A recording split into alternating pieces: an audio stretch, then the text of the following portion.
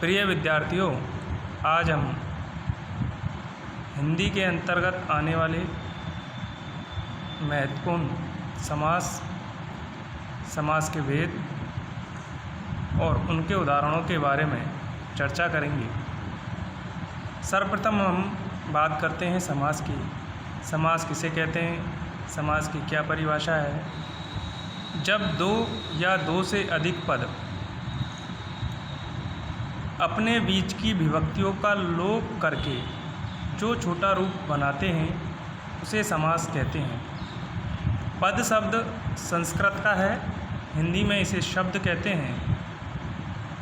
और समास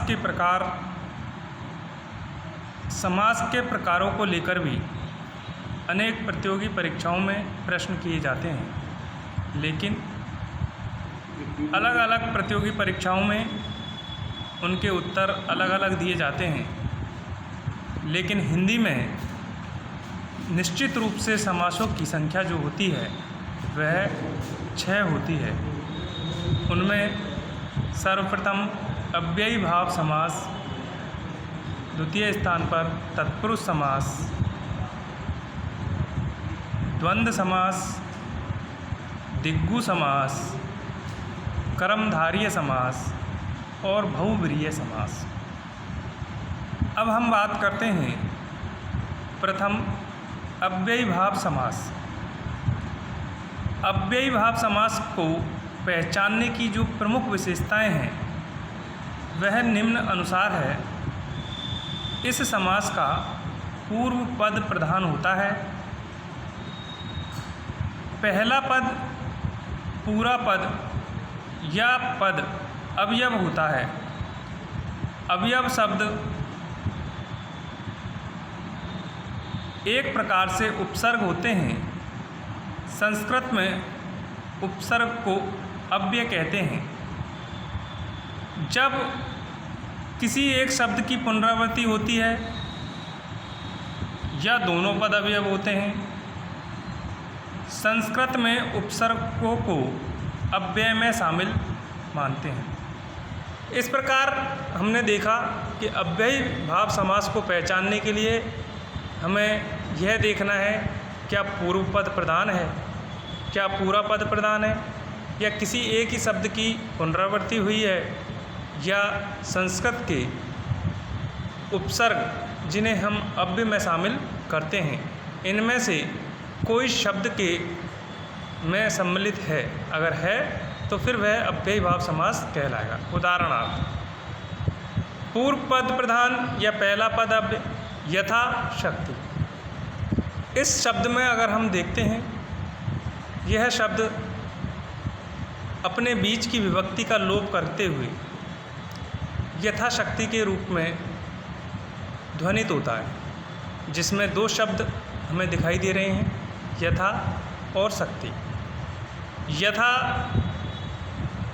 उपसर्ग की श्रेणी में आते हैं और शक्ति के आगे लगकर शब्द के अर्थ में परिवर्तन करते हैं। और अगर जब हम इस समास का विच्छेद करते हैं तो यह समास विच्छेद शक्ति के अनुसार निकल के आता है। इसी प्रकार दूसरे उदाहरण में देखें, यथासंभव। यह भी इसी तरह परिभाषित होता है और इसका जब हम संधि विच्छेद करते हैं तो जितना संभव हो सके। अन्य उदाहरण के रूप में प्रतिकूल,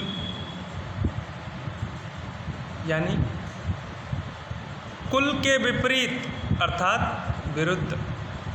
प्रतिदिन, यानी हर दिन।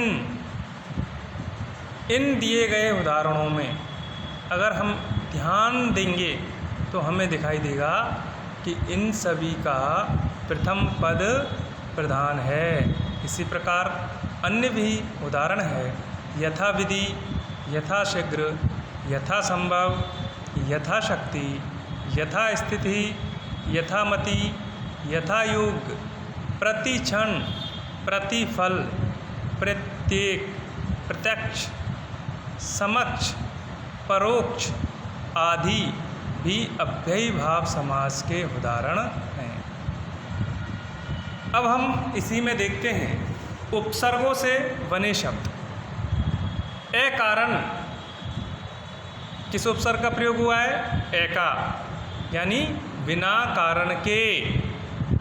अभूतपूर्व, जो भूतपूर्व में नहीं हुआ है, इस प्रकार का पूर्व में घटित नहीं हुआ है, उसे हम क्या कह देते हैं? अभूतपूर्व। आमरण, मृत्यु होने तक, किस उपसर्ग का प्रयोग हुआ है? आ का। अनुसार, अनु उपसर्ग के प्रयोग से बना अनुसार, जैसा सार है वैसा।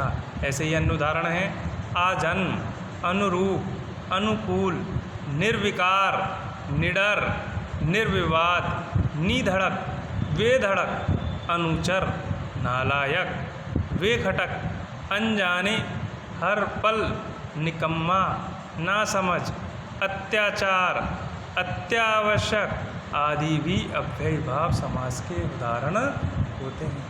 तीसरी पहचान के रूप में शब्द की पुनरावृत्ति। कि शब्द की पुनरावृत्ति कैसे होती है?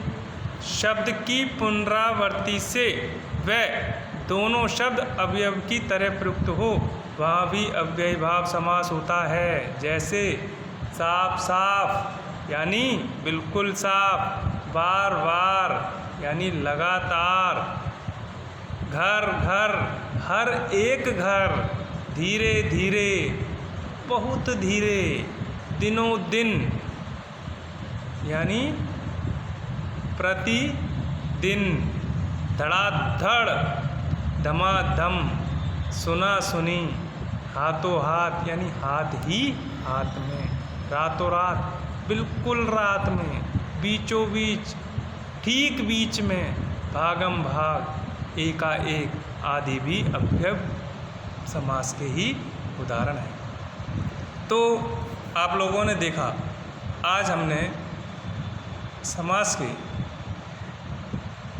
की परिभाषा, उसके उपभेद, और उपभेद में पहला भेद था हमारा अव्ययी भाव समास। तो आज के लिए इतना ही।